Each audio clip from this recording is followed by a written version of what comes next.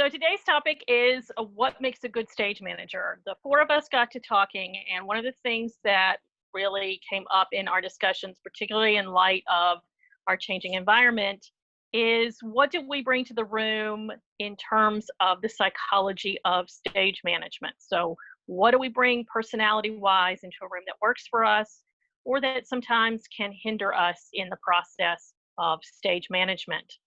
Uh, First of all, our goal as stage managers is to make sure that everyone who comes into the room feels it's a comfortable environment and a place where they feel brave enough to try new things and do their very best to accomplish the best production possible. So we want them to have that environment where they feel comfortable and brave. So how do we accomplish that? Part of our job is being a facilitator. Part of our job is being a caretaker. So having traits like being patient, being a good listener and a good observer, being caring and generous, being a caregiver. Sometimes I know that having come from a high school background, that can be almost a parenting style or a parenting type of issue.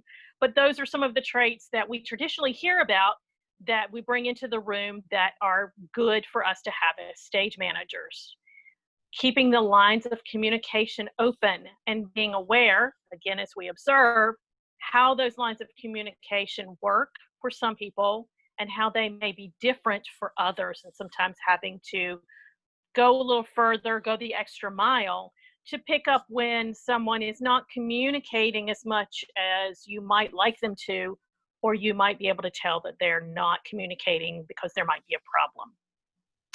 So some of the things that we can look for, I have a background in psychology, I have a minor in psychology, so I've taken classes in child and adolescent psychology, educational psychology, as well as general psychology and interpersonal communications. I always strongly recommend that if you're a stage manager, you take the opportunity to take a class in interpersonal communications to learn different communication styles. I would recommend some reading material if you're interested in this time where we have time on our hands. There's a fabulous book called The Birth Order Book, which talks about where you're born in your family and how that affects your personality. I find it very enlightening, and it's always something I kind of pick up on in the first week of rehearsal is where do people fall in their family? And it kind of helps me pick up a little bit on what some of their possible traits might be. Looking at personality tests like Myers-Briggs is also a great thing to have some idea into insight about personalities and how people interact with each other. Also, emotional intelligence. So looking at that book as well. So those are just some options there that you can look at to help you with understanding how people work and how people communicate with each other. One of the things that we've talked about among the four of us is how this environment is changing and how we can help as stage managers in the rapidly changing environment with the Me Too movement and Black Lives Matter, transgender and non-binary performers. So as our rehearsal and performance environments change due to these many different issues, how do we as stage managers adapt, evolve, change, and set a good example for the rest of the room? One of the first things that we do in a rehearsal process is that initial rehearsal. It can be a meet and greet, it can be an initial table read. How do we set the tone in the room that we expect that we will give to the actors, to the designers, to the director and other members of our team that gives us that comfortable, brave environment for us to all want to throw ourselves in and being creative, as creative as possible. So I'm going to turn it over to Lizzie, and Lizzie's going to talk to us a little bit about how we go about setting up that environment and the meet and greet and going into those first weeks of rehearsal. Thank you, Lisa. So in regards to the meet and greet, something I have been doing for a long time now, whether I'm asked to or not, is when I introduce myself in the round robin or just sitting around the table, I say, hi, my name is Elizabeth Strauss. I'm the stage manager. My pronouns are she, her. It helps as an ally. It helps create a safe environment.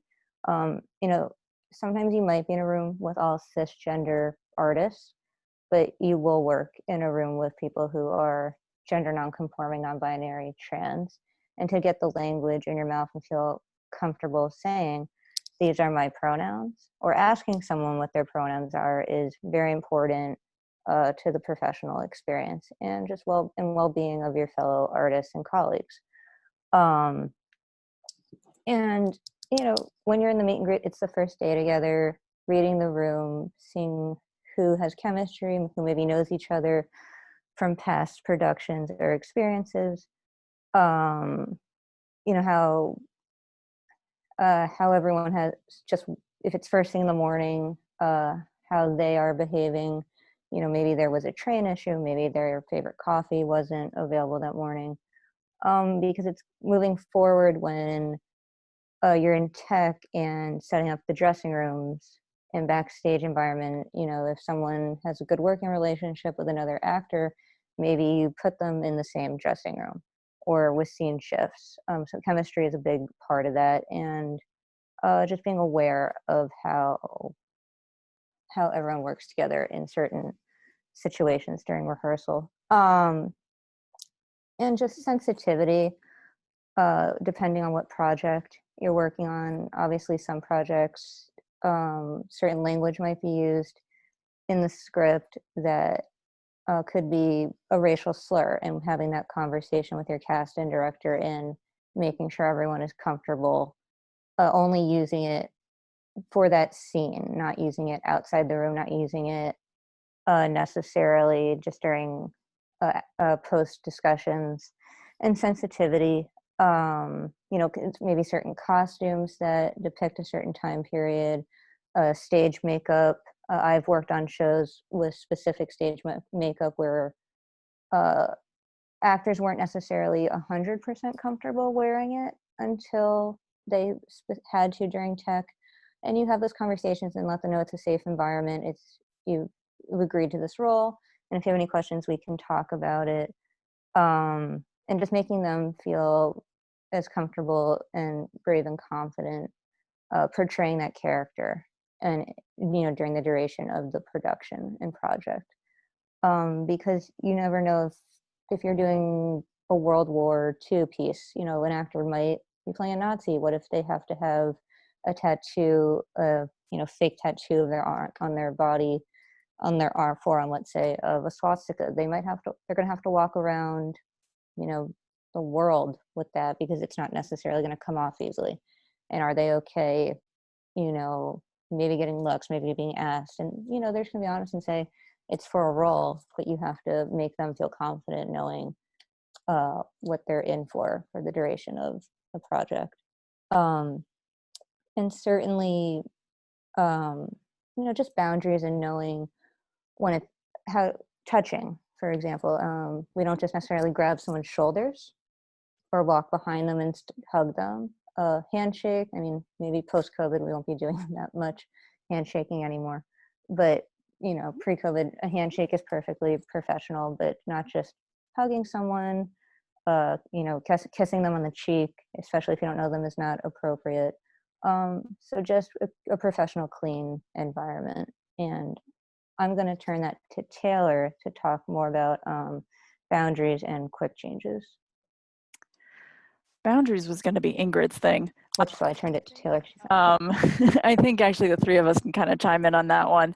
But yeah, boundaries, it is setting up what it is that you and your coworkers are comfortable with. Like Lizzie was saying, somebody may not be comfortable with a hug or something like that, or tap on the wrist we were talking about when giving nonverbal cues or nonverbal GOs,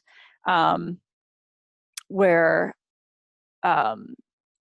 usually what I'll do in that case, if I'm able to, and the operator is near me, I'll just do like a double tap of the table or the board or something like that. That's closest in between us.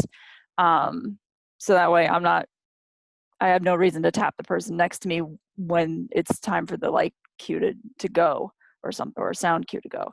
And backstage, if you have to give a nonverbal cue, like if you don't have cue lights, which I've worked on shows that don't have cue lights backstage, I've had to do a nonverbal go for an actor, and that's just a, you know, kind of a quick hand flick pretty much. Some people will want a tap on the shoulder or on the arm or something like that, and if you're okay with doing that as well, then that's a mutual consensual thing. So that's a bit of a different situation. Backstage though, as far as quick changes, things like that go, yeah, obviously you're going to have to, it's a quick change. People are touching you as the person being changed. You're helping with that change probably. For me, when I'm backstage and a quick change is happening and I have to watch that change, it's not so much watching what is going on per se. Yes, I want to make sure that all of their bits and pieces are there and that they look good before they have to go on stage, but I don't need to watch someone buttoning and zipping things necessarily. And I'm certainly not making eye contact with the person who is being changed. It's learning to sort of, almost learning to look in your peripheral or look beyond it so that you are still seeing what's happening and making sure that it's happening in the time that they have to do it. But it's keeping it professional at the same time, especially when there are kids involved. Because I have had situations where kids have had to do a quick change or two. I mean, we all know Annie. Annie's got to get her wig and her dress on. But what in that case, what I have done is have the kids wear something, something that they're comfortable in, like a t-shirt and shorts underneath their costume, so that they're always dressed. That should be the case with most people anyway, unless, you know, barring a burlesque situation, which that's a different show altogether. But yeah, especially where the kids were concerned, we made sure that they had a t-shirt and shorts or something that they were comfortable in underneath their costume at all times. And that does not just include underwear, because you want the extra barrier, I think, especially when it's a child. The child usually wants the extra barrier as well, because it's awkward. It's just awkward for them. And in that case, I would have the dresser, anybody who's doing the change and is going to be present for that change, be associated with that kid early in the run, early in the tech process, pretty much right off the bat after introductions. And like Lizzie was saying before, as far as dressing room situations go backstage, I will usually, it's reading the room during rehearsal, because that's not usually a day one decision that I would make, because I like to see how people work together. I like to see who forms a friendship or who has been friends beforehand and they're coming into this and they're doing the show together. And then you can sort of form who will go in what room, I think. And you can also ask people who they would prefer to room with. If you find somebody who's uncomfortable rooming with someone for whatever reason, you can try to find some way or some workaround for that, or even, you know, just curtaining off a part of a shared dressing room for them or something like that. And I have only ever, I've never assigned girls' dressing room, guys' dressing room per se. It's always been the list of people's names who are in that room and in which order they are sitting in also per station. So it's never really been, for me anyway, a gender assigned specific room per se. It's always been, you know, Lisa and Taylor are in this room, Lizzie and Ingrid are in this room, or whatever. Ingrid was having some computer technical issues. That's why she's not here, by the way. But yeah, and then I think if you guys want to jump in with other boundary ideas that you've thought of or have come contact with, just trying really hard to not use that. I will say I've done 2 Broadway Bears, which I think everyone on this call knows what Broadway Bears is. And if you don't, it's a big burlesque show that happens every year through Broadway Cares, and it's wonderful. But I was asked recently by someone who's they're new to knowing what Broadway Bears is, and they were watching some of the footage on YouTube, and they said, how do you control yourself in that environment? And I'm like, I don't understand what you mean by control yourself, like, because there's all these naked people around. I said, just like any other project I'd work on, I'm a professional. I'm not ogling them. I'm not staring at them. I'm not touching them. If I have to assist them, just like any quick change I would do or any backstage situation, it's choreographed. You practice and you choreograph. That's a part of your job as a professional, and you don't treat it any differently. If it was a reading or a burlesque show or your talent wrangling, because it's not appropriate, and they're professionals just like everyone else. And if you were out of line or doing something inappropriate, I would hope they would fire you for acting out of line. And so I told that to the person who asked me this, and they were a little surprised. But at the end of the day, it's just another project. It's a wonderful project raising money for HIV/AIDS, and I'm glad that it's there, but it is art. And at the end of the day, it is just art.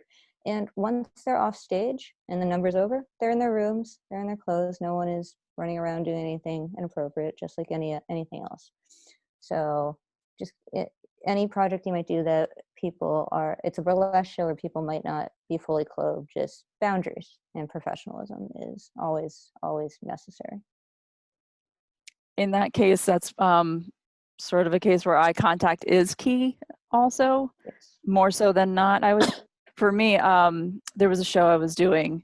It had no nudity in it, but I had to work out a scene change with an actress, because I'm a big fan of asking the people who are part of the situation their thoughts on it, and how they want to work out what's not quite working. And there was a scene change where she was handing off chairs to me, and both of us kept getting like a chair leg to the shin, and it just wasn't going to be able to continue that way. So I went down to the dressing room at the end of the show. I knocked on the door, and she opened the door and was in a skirt and nothing else. And I was like, I can come back later if you want me to. And she's like, no, it's okay. And I mean, I was okay with it too. So that was a situation where we just did what we needed to do, and that was it. And then I went on my way, and then she finished getting dressed. So. And Lisa's been a professional costume designer, can talk about those responsibilities and how you work with the actor, the person who is getting measurements and fittings. Yes, and I will say, going back to communication, that has to happen from day one. Whether you're the designer or you're the stage manager, talking to your actors, so you know what they're comfortable with, what their boundaries are, and you can work with that. Going back to children, I'm gonna tell a story on my son, so don't tell him. When he was about 7 years old, he was participating in an outdoor drama, and the director asked him to take off his shirt for a scene on stage where he was going to go on stage in the dark and sit down in a big metal tub. Time period, we're talking 1700s, so you can kind of visually get that picture. And then he didn't have to say anything. He just had to act through the scene as other actors were speaking, as if he was taking a bath. This was very traumatic for him, because in his 7-year-old mind, kids are very simplistic. People in the audience were going to think he was naked. No matter the fact that he knew he had on socks, he had on pants, sitting in that tub, he looked at it as, the audience is going to see me with no shirt on, and they're not going to see the rest of me. They won't know that I have pants and socks on, and they will think I'm naked. And he thought that was absolutely horrible. So we had to do a little work with that. So understand that when you're working with children, particularly with costumes, as Taylor said, I do encourage, yes, that they have a t-shirt and shorts on underneath, because their view of the way others perceive them is very different than our view as adults. So always make sure that you listen to that and that you're aware of that, because they do feel very awkward. I also work with a lot of actors in terms of measurements when I was doing costuming, where I talk to the actors about, from the beginning of the session, these are the measurements I need. What can you tell me in advance? And I always ask them to hold their own measuring tape, particularly in areas that might be sensitive, so that there's no question of things being touched that they don't feel comfortable with, or things being misconstrued as being inappropriate. So again, communication is such an important skill that we bring into the room, and keeping that line of communication open so that your actors and the other people that you work with on the production team also feel that they can come to you and talk to you. I'm going to touch a little bit also on dealing with transgender and non-binary actors. I did a show about a year ago where I had a non-binary actor, absolutely wonderful, playing a non-binary role in the show. Show was a brand new work. We had the playwright in the room for a period of time, which was very exciting to all of us, until we quickly discovered in the first couple of days of rehearsal that when the non-binary actor tried to speak to the playwright about the non-binary character and how that character was being written and portrayed, the playwright had a very definite view of the way they wanted that character to be written and portrayed that was not conducive to what the non-binary actor believed. And the non-binary actor felt very isolated and started physically isolating themselves in the rehearsal room. And I picked up on that very quickly and took a moment at break to go over to the actor and say, I see that you're not comfortable. Can you talk to me? What is going on? I kind of have an idea, but I opened the floor to the actor. They confessed that they felt very, very uncomfortable trying to explain to the playwright how they felt as a non-binary person this character should be portrayed, and they weren't being listened to. We brought the director in separately. The director understood that that process was happening, and we realized very quickly that the playwright was not going to budge. So we had to tell the non-binary actor, we will do everything we can to make you feel comfortable in the room and to get the playwright out of the room as soon as we can. Once the playwright was out of the room and no longer part of the process, things changed, because the non-binary actor realized we were willing to listen to them and to make changes and to help them portray the character as they felt the character should be portrayed and written. It was a very difficult process, but we did everything we could. And actually, the director and I were thanked by the non-binary actor at the end of the process. They came up to us and said, thank you. I know that you couldn't be in control of everything. You couldn't get the playwright to make all of the changes I felt should be made, but you always had my back and you always did everything you could to make me feel comfortable in the room, and I appreciate that. So sometimes also realizing that you have to work around, that sometimes you have to do the best you can in that environment until you can get that environment changed, is also something that's important that we bring into the room. Lizzie, Taylor, other comments? I was going to ask, well, I guess because it pertained to the writer specifically, it was actually what was that was not quite jiving, or was it also in the action? Gotcha. It was both. It was both. Okay.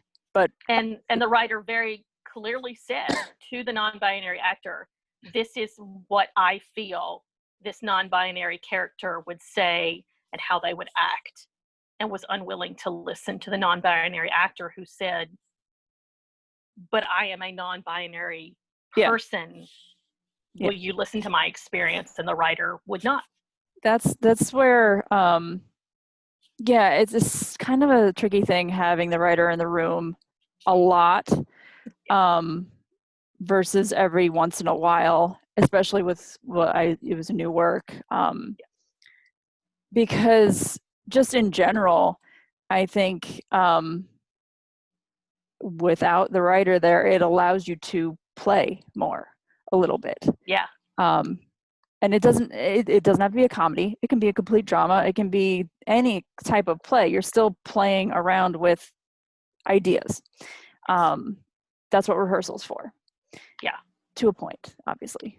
And thankfully, the non-binary actor understood that there was a very definite amount of time that the writer was going to be in the room, and the writer was not from New York, so the writer would leave. So they were open to saying, I can handle this specific amount of time, knowing that then the writer will be gone and things will change. Yeah. And they did. Yeah, and I've had situations where there's people that I can't wait until they're no longer in the room. But I also feel it's kind of the same for me. Like, I can do anything for a little bit of time. And then we move on, hopefully. And I think we kind of want to open this up to you guys too, who are watching, and get a little bit of your opinions on what it takes to make things work in a rehearsal room, in the theater, backstage, dressing room, anything. We kind of wanted to have a bit of a longer open forum, I think, with you guys this time around. Excuse me. But so yeah, if you guys have anything that you want to jump in with too, please feel free to do so. Unmute yourselves and bring up your cameras if you would. And let's talk. I do want to say one thing about intimacy directors and fight choreography. If someone is ever new in the room and you're working on a scene with an intimacy director or fight choreographer, please introduce that person at the top of rehearsal so that your cast and company are not like, who is this new random person amongst us while we're learning something very private and delicate. If it's a sub or just a designer visiting, it's important to just be like, this is this person, they're new, just so they know it's still a safe, contained environment that they can feel brave in. And I think anybody new to the room, regardless of what the day is, should be introduced when they get there, because actors are curious people and they will focus on that person. Oh, yeah, they will. Yeah, it just helps to let people who have been there know who this new person is too, in general. And I also think it's because you were talking about intimacy coaches, to know when you need one is a very good thing, I think. And that will be our topic next week: intimacy coordinators, fight choreographers, deputies, etc. Other people that you deal with in the room. And what happens when you don't have them. Yes. But yeah, if Justin or Morgan or Matt, if you guys have anything that you would like to input, please do. Ingrid's not going to be able to make her way back, it looks like, because she hasn't. So, Morgan. Hello. Hello, Morgan. Get my camera to actually behave itself.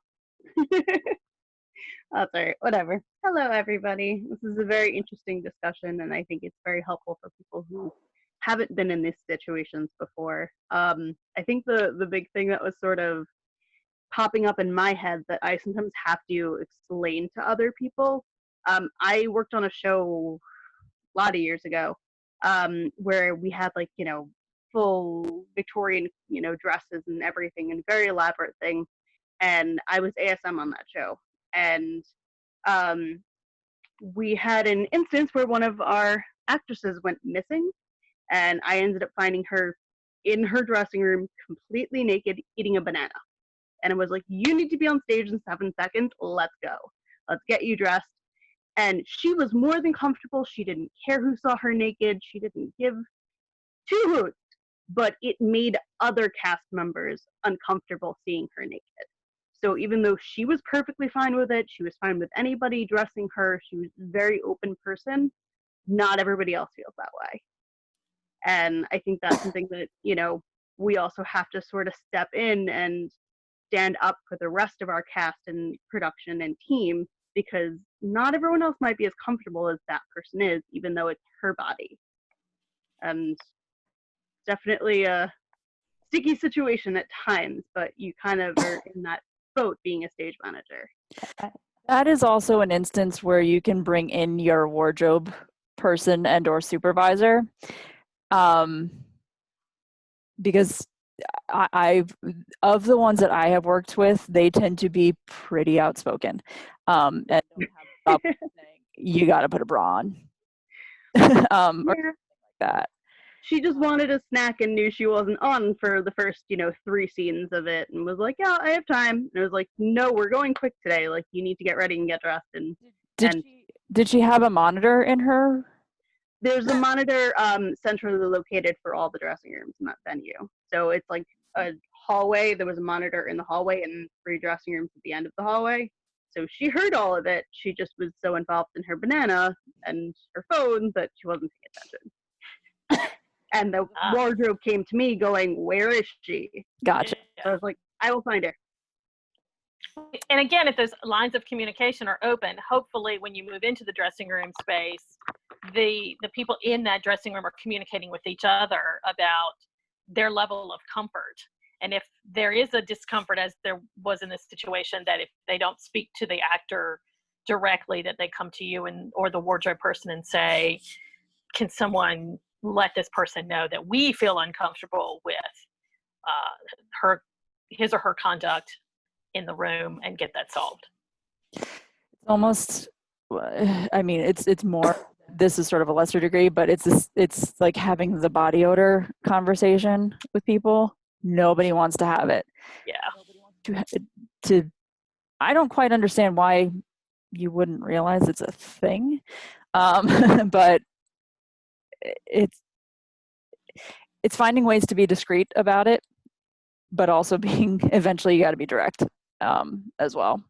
Yeah. I think. The thing I want to say about dressing rooms is don't linger back there. That's their space.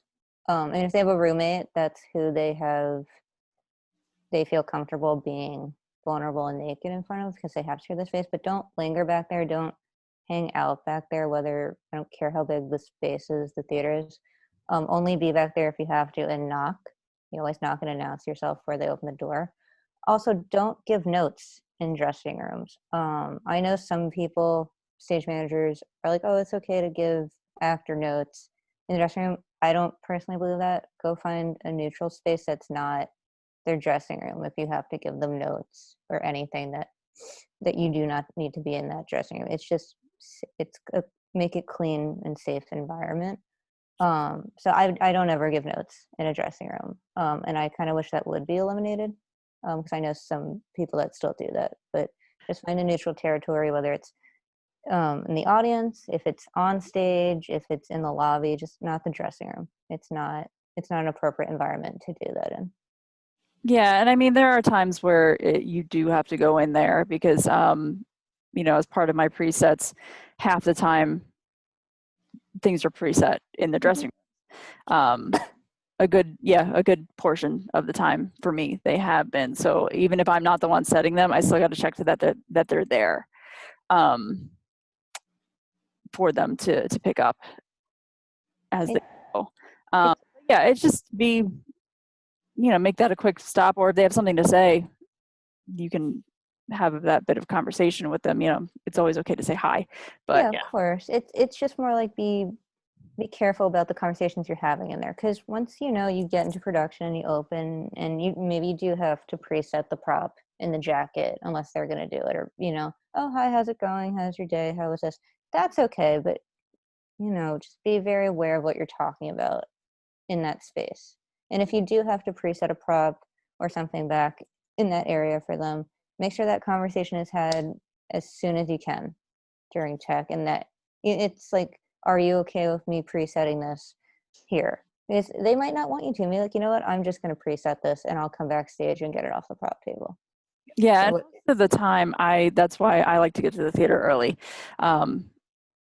I can do that when they're not there. It's when they start getting there, an hour or two before their time, that's like, all right, well, we have to give a little bit. I do need to be back here at some point. But yeah, there was, because I'm used to spaces where they they do other things when on our off days. So they'll have a concert or a comedian or something like that coming through, where we then have to store our things in the dressing rooms, just so that they're out of the way and not accidentally taken and or broken, depending on what it is, obviously. And they then have to be out of the dressing room before the actor's call time, obviously. But again, that's a situation where if they're getting to the theater an hour or two early, because sometimes they like to drop off their stuff and go for a run or something like that, or go get lunch or whatever, and the stuff is not necessarily out of the dressing room right at that moment, well, that's not something that I'm going to bear down on too much, because it's not their call. They're not at their time just yet. Yeah, that if it's shared before, known shared space. So yeah, if it's before, it's okay. And something I want to add to that is the booth, like our stage management calling booth. That's also not an appropriate place to do notes. Just like small contained spaces like that, it's not appropriate to have intimate personal conversations in like that. So just make it in a bigger open space. I usually, if I have to do notes with someone, whether they're a PA or an actor, I just sit on the foot of the stage. Yeah. That's honestly the safest place. Just foot of the stage, everyone can see you. I mean, unless it's something very private, go not into the dressing room or the booth, but go somewhere still an open space where they feel comfortable having that conversation. But notes, the foot of the stage, if it's available, do it. Yeah. The bathroom situation backstage can also be somewhat awkward, depending on where you are, because there are spaces that have, a bunch of stalls in their bathroom and the shower is in the corner there or something, or there are spaces that have single person bathrooms and the shower is also in there. And it really gets to be an interesting situation when you do have kids in the cast, because you can't tell the adults to not go to the bathroom, and you also can't tell the kids not to go. Like it's finding the time, and you find that once your show gets going, especially, you all know, as a stage manager standing backstage, when in that show you're able to go pee real quick. They find that out too. So that's kind of, and I will say, whenever I have worked with kids, the child guardian, sorry, whoops, will deal more with that than I will, per se, because that's their job. It's part of their job is to be with the kids. But yeah, I've worked in in a theater where they only have 2 bathrooms backstage, and they're single person. They're both wheelchair accessible bathrooms, but you have no way of getting a wheelchair backstage whatsoever into that theater. There's ramps. It's interesting. It's a nice thought to a point. But there's always a line in the hallway for the bathroom. Always. A lot of those questions also get answered during your tour.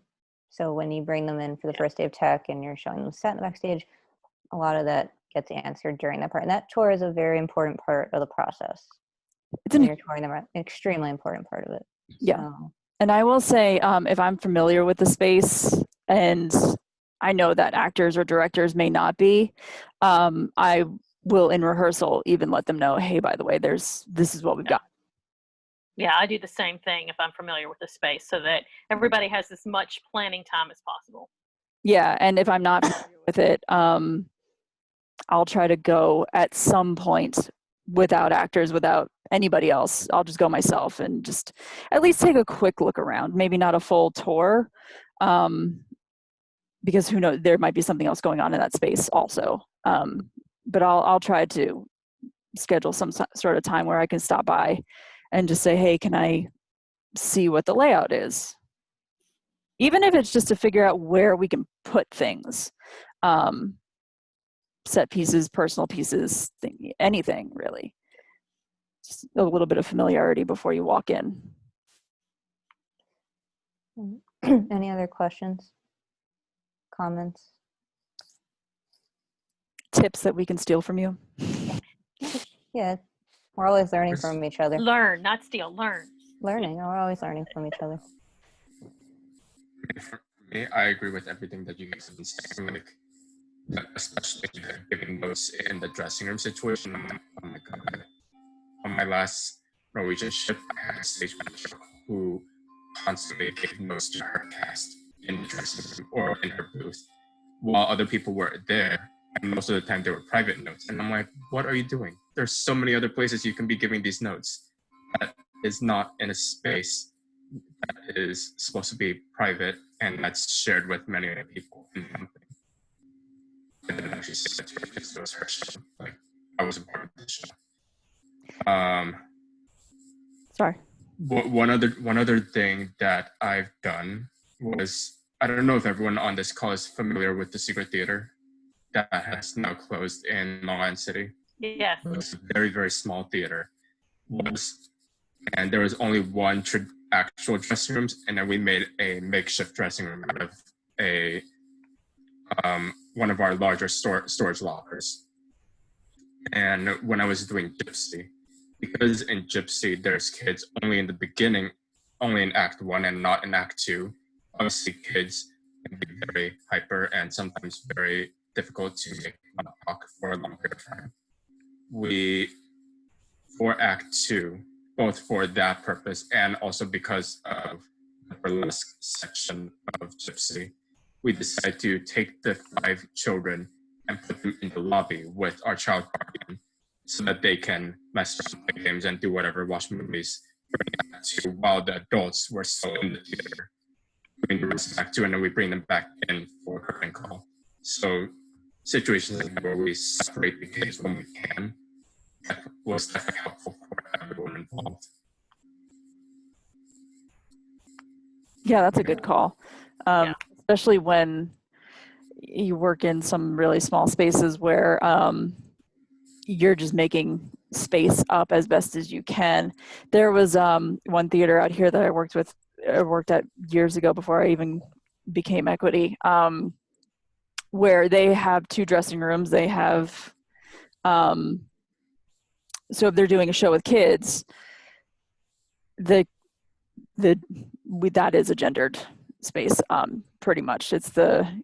There is a guy's spot and a girl's spot. At least when I was there, I mean, it was like 10, 12 years ago. It might have changed since then. I can't speak for it now. But I was doing Annie, and we had to have the kids down there for the vast majority of the show. And there had been a rule of, well, no kid, you were not allowed to have a kid to single adult interaction downstairs. And we were like, well, how the heck do we do that? It's Annie. Those girls are downstairs a lot because the orphans are not on stage a whole heck of a lot during that show. That's why I know people love to bring their kids to Annie. People love that show because it's a kid show. It's not a kid show, I don't think. Kids are in it, but I don't know. I saw a lot of light up shoes that were frankly bored during that run. But yeah, it was hard to get that flow down. And I mean, the kids were fine with everything. They were really go with the flow about it, and their parents knew also. And that's the other thing, you have to let the parents know. Because it's not necessarily the kids that you're dealing with, it's their families. Amen. Yeah. And as you should anyway. Yeah.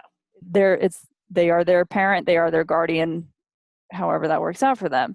But yeah, for the most part, we were able to do it pretty well up until there were times where all the adult ensemble was on stage and our president was not, because he was not in it until the very end. So that got, but then at that point, all of the girls were downstairs rather. So it still kind of worked out. And we did have our crew and production assistants going in and out, checking in on them, because that was also a place where there were no bathrooms backstage. So you had to go out. It was weird. It wasn't a great setup. Yeah, it just wasn't conducive to a whole heck of a lot, which is why I know when and if I ever open a theater, I do know what I want my bathroom situation to be. And that is to accommodate multiple people at a time, and have it actually be backstage and accessible during the show and during intermission. Yeah, and I will say from my work before I became an equity stage manager, non-equity, I did a production of Wizard of Oz where the director wanted to include a lot of munchkins. We had 52, a lot. And we did incorporate the parents so that we had multiple parents working with the child guardians backstage to make sure that the kids had access to bathrooms, that they had activities to keep occupied when they were on stage, and then to get them onto the stage, because we had them coming in from multiple entrances. We had them broken into small groups with the older actors in charge of 5 or 6 kids that would meet them at the door of their space and escort them to their entrance space to make sure they got onto the stage. And then once the scene was done, there were people there to meet them, to get them back to their space, and help the child guardians as much as possible and keep those activities going so that they weren't bored and getting into trouble. So if you can, in a non-equity situation, try to get parents involved. And a lot of times parents want to be right there hovering the entire time. And that sometimes takes a little explanation as to, this is the environment that you can be in and be safe, but I can't have you backstage just standing there because this set piece is going to come rolling off stage and run you over. So sometimes parents are not familiar with that. You've got to give them a little bit of a theatrical education as to how the whole process works, because all they're focused on is their kid. And being a mom, I understand that. I have a kid who's an actor. I do get that. Occasionally I get the chance to go and see him perform and be just a mom and not a theater person. So they don't have that theater background. But if you can encourage them to participate, it does help give them something very specific to do, which is going to be helpful in the long run. Yeah, and in the, since I've become equity, the cases that I've worked with kids were really, they've been few and far between. Yeah. And most recently was just last winter. It's for Miracle on 34th Street, where your Susan is one of your main players, and she's on stage quite a bit. And the other kids are used fairly periodically throughout the show, I would say. This theater, their guardian was also in the show, which was, it had its moments that made it a bit difficult. So we did have actors who were okay with just picking up their child because they played their parent in the show. So that worked out fairly well. And that was a situation where with their actual parents, we said, here's what we expect of you. Your drop off is this time, your pickup is this time, and you're not allowed in, pretty much. Yeah. Honestly, there was no room for extra people to be back there. So, and it's not like they could all be in the house every single time either, because we had an audience. So, but yeah, during rehearsals, they were told, all right, well, we will bring your kid to you. It was a small space. We were at what was it, 353, I think. I forget the name of it. But yeah, there was a little lobby outside, and we were like, all right, just wait out here, and when you get here, we'll bring your kid to you. The guardian would bring them. And it was also, since she was in the show, we kind of tag teamed watching the kids during breaks so that she could also have a bit of a break. It wasn't the full hour necessarily, because it was her job to watch the kids. So we would sort of tag team on that type of situation. But I do believe also in making your kids comfortable around everybody who they're working with, because they are working with them and you are working with them, and they are part of your cast. They are part of your team. And they are no more or less than anybody else's. Their opinions matter. And their their concerns do matter. And they won't necessarily always know to voice their concerns or voice an opinion. So I would take some of the kids aside sometimes and say, hey, let us know how you feel about this lift or this dance move or something like that.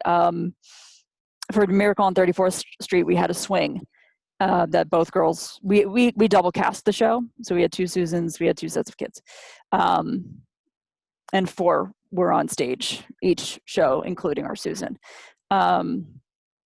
And I actually took the Susans aside and I was like, can you let me know, because I tested it before any of them did, just to make sure that I felt okay with it and I knew it could hold my weight. But I am not a 9 or 10-year-old kid who's on a swing in the middle of a stage. And I was like, can you just let us know how you feel about it? Because if you have notes, I need to know them so that I can give them to other people to fix it. And there was one of our Susans in particular who I knew was uncomfortable with being taken off of our platform. She had a bit of a queasy stomach, so jerky movements were not great for her. And she wasn't saying anything about it.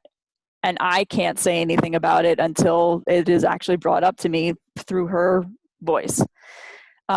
So when I was talking to our Susans, I was like, hey, just let us know if there's something that you're uncomfortable with. And she immediately brought up I don't really like that lift. And I was like, I knew you didn't. So that I can tell the choreographer. Something I just want to address is Taylor was using the words comfortable and uncomfortable. Excuse me, my throat's a little dry. When I was just starting out, I was 21 or 22. I did a workshop in the city, and for the duration of the few days I was with that workshop, one of the lead actresses would slap me on the butt. You know how we see in sports, so we like, oh, good play, whatever. I did not feel confident or brave to even tell my PSM that was happening, because I didn't know if I was going to get fired for saying I didn't want these advances, because I didn't. 1, it's not appropriate for a colleague to be doing that. 2, it's distracting. And even 7 years later, I'm almost 29, I would not feel comfortable with that in any professional environment. So again, boundaries. And, people do date in this industry, right? It's okay. This is who we meet. This is who we're spending time with. Out after the contract is over, not flirting, not distracting people, not touching, because, especially stage managers, that's abusing our power.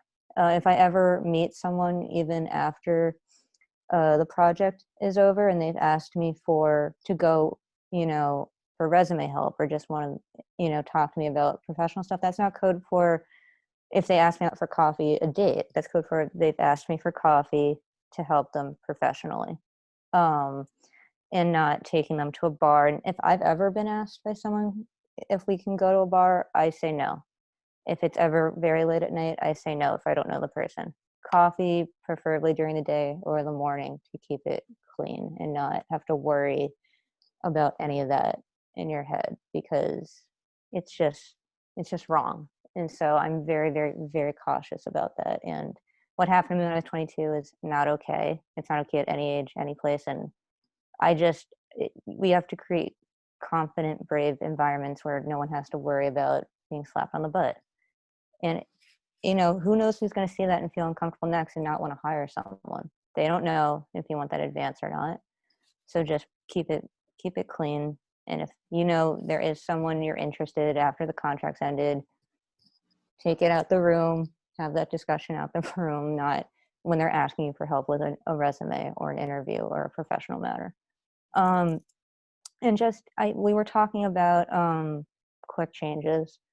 Something I want to say is I had a conversation with a couple opera stage managers recently about how they tap them on the shoe to give them their cue, their standby. We just need to eliminate the touching of giving cues. If you don't have, I call them little Easter eggs, the cue lights, or a headset, if you can't do it verbally.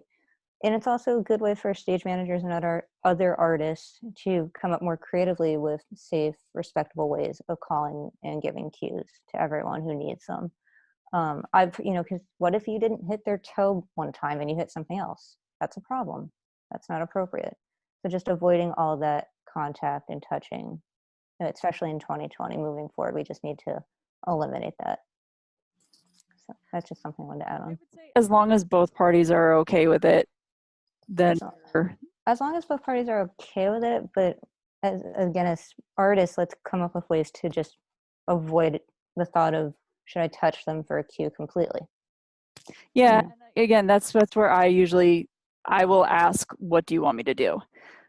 Most of the time. Actually, Yeah, and collaborating. Yeah. I've asked, what cue do you want? Hopefully you've got a cue light. That helps. Yeah. That's nice. At the very least, you can always, usually if you're a stage manager backstage, you've got a flashlight or a finger light of some sort, and you can create your own freaking cue light through that. A flashlight, stand by. When you see it go off, go. Something like that. Or finger light, whatever you're using. Yeah, I've used, finger lights I've used not necessarily as cue lights. I've actually used them as sight lines for an actor, though, or a group of actors, rather, when they were being blinded by Licos otherwise. Because, they were walking into a light, so they couldn't quite see the door frame. But I was also hidden behind that door. It's what I called my purple summer jail during Spring Awakening. That my friend and I were stuck there for the entire end of the show. It was interesting. But that is also, actually in that instance, we had our Moritz got very into character. Let's just say that. And for those of you who know that show, Moritz is the one who commits suicide. Those who don't know it, he's the one who commits suicide. He would sometimes sit and watch his own funeral afterwards, which was, I think, morbid. Very quickly.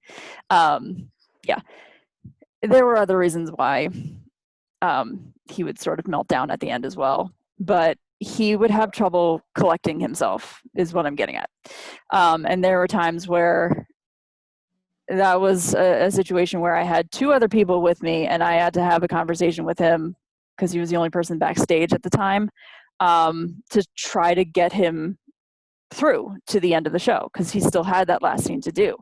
And then I went and I cut my next cue very close, and this kept happening. So there were times where I would have to either, cut my conversation with him short or send somebody else to go check on him, because it wasn't going to stop happening at this point. It's just that I had something else that I needed to be doing. And my responsibility is to the entire show. It's not just to one person. So sort of creating that boundary for myself was something that I had to do. I had to know when to go. I had to know when to stop just concentrating on him and going back to the rest of the run. But yeah, he would be, his quick change into Purple Summer, if I was standing here, he was here. He was right behind me, because I had to hold the door open for people coming and going through Purple Summer. It was sort of like a Ring Around the Rosie kind of thing that they were doing. So he was weeping behind me doing his quick change. And I was, giving him the space to do so, basically, while being right at his shoulder. It was an interesting little physical situation that we were in, really, because once the door was open, nobody could move because the sight lines of the backstage, you would be seen. So yeah, my friend James and I called it our Purple Summer Jail that entire summer or winter, I think it was. I don't even remember when it was. But yeah, Spring Awakening is definitely a tough show, I think, in general, to do. There's a lot of emotions there. But yeah, that was, it was something we knew we couldn't stop from happening at this point, so we just had to let it happen. Even the director and the artistic director were like, you did your best. They were offering no help. But it was something that we dealt with, and it ended. Again, you can do anything for a little bit, is what it came down to, really. And I would actually work with him again in a comedy. That sounds like a better plan. Yeah, I think so. And I'll tack on for a second to Lizzie talking about, when you're looking at nonverbal cueing, have options, be flexible, because sometimes when you approach that conversation with an actor, they really don't know what they want or what the options are. So be prepared to give them some options, and also be prepared that sometimes the option you give them doesn't work. I had an actor that I worked with in a show about a year or so ago who was adamant. We were in a small space. There was music to cue the actor coming into the space for the top of the show, but the actor was adamant about having a cue light in the offstage space. And the director was like, I don't think this is needed. And I was like, I know, but let's humor the actor and do it. And so we put the cue light in, and we used the cue light, and the actor missed the entrance in tech. And we were like, there's a cue light. What's going on? And the actor was all flustered and said, I'm not looking at the cue light that they asked for. So then I was like, okay, all right, if that's not working for you, let's discuss some other options. What will work for you? So always have that flexibility and have some ideas, because sometimes maybe they might have an idea that they've never worked with, or that has worked for them in a different space, and it doesn't work in the space that you're working in or in that particular situation.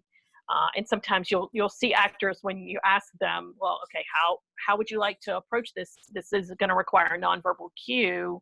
How do you want to do this? And you'll see that look of panic, deer in the headlights. If you can turn around and say to them, okay, here are some of the ways that we can do this, that relief comes in, and then they realize that you do have options, and you are looking out for them, and you want what they're going to feel comfortable with. And then they're going to open up and give you some ideas as well. So always be flexible and willing to try new things. Something I just want to tack onto that, my mic was off, which I didn't realize for a minute, is that, not just stage managers, artists, we have to really remember the psychology in order to have fun and create those safe environments, because science advances and informs art. And we can't have fun unless we remember that. We can't have a safe space unless we remember that. Because theater is fun, and we want to have fun and create and have these connections and opportunities available to us. But there's a maturity behind that as well. And it's nothing to do with the theater. I was watching, and you guys might know the ESPN does a body issue every year of professional athletes. They do this beautiful spread in their magazine of athletes and their bodies, because the human body is beautiful. But Rob Gronkowski, excuse me, who plays for the New England Patriots, was doing his shoot one day, and they were talking about this on the special they were doing on ESPN. And he, he's naked, of course, for his spread, but then they finished shooting, and he went over to the food services or food craft table and just started eating while still naked. And the producers had to go over to him and say, please put a robe on. This isn't appropriate. You've done your shoot. You've done your spread. Now we're going to put the robe back on, or your clothes if you just want to put your clothes on. Because if you create that environment, you can't make the art. And we want to respect, sorry, my texts are going off. I apologize.